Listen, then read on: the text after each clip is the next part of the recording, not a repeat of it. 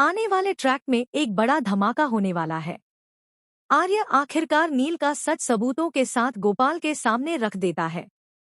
जैसे ही गोपाल को पता चलता है कि नील ने झूठ और चालाकी से अनु की जिंदगी को बर्बाद करने की कोशिश की थी, वह आर्य का दिल से शुक्रिया अदा करता है।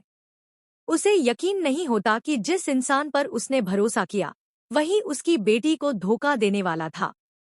कुछ समय पहले गोपाल ने खुद आर्य से मुलाकात की थी और अनु और नील के रिश्ते का जिक्र किया था। वह कहता है कि नील और अनु एक परफेक्ट कपल बन सकते हैं। दोनों की उम्र मिलती जुलती है और दोनों एक जैसी नौकरी में हैं, इसलिए रिश्ता सफल रहेगा। लेकिन आर्य साफ इनकार करता है। वह कहता है कि यह रिश्ता अनु के लिए अच्छा नहीं होगा और वह साबित करके दिखाएगा कि नील उसके लायक नहीं है।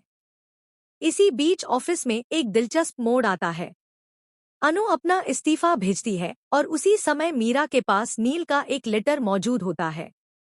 गलती से दोनों खत आपस में बदल जाते हैं।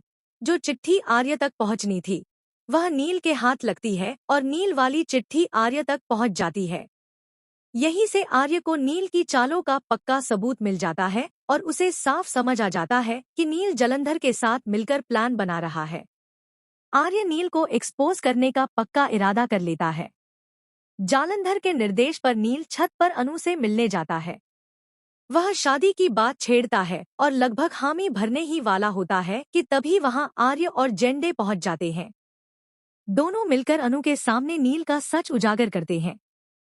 बाद में सारी बात गोपाल तक भी पहुंचाई जाती है। गोपाल यह सब जानकर गुस्से और दुख से भर जाता है। उसे विश्वास नहीं होता कि नील ने दो चेहरे रखकर पूरे परिवार और अनु का भरोसा तोड़ा। वह खुश होता है कि आर्य ने समय रहते उसकी बेटी को बर्बाद होने से बचा लिया।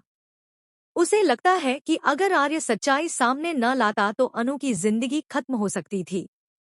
लेकिन जब अनु को पता चलता है कि उसके पिताजी ने शादी की बात करते समय आर्य के बारे में सोचा ही नहीं और सीधे नील को चुना, तो वह काफी निराश हो जाती है।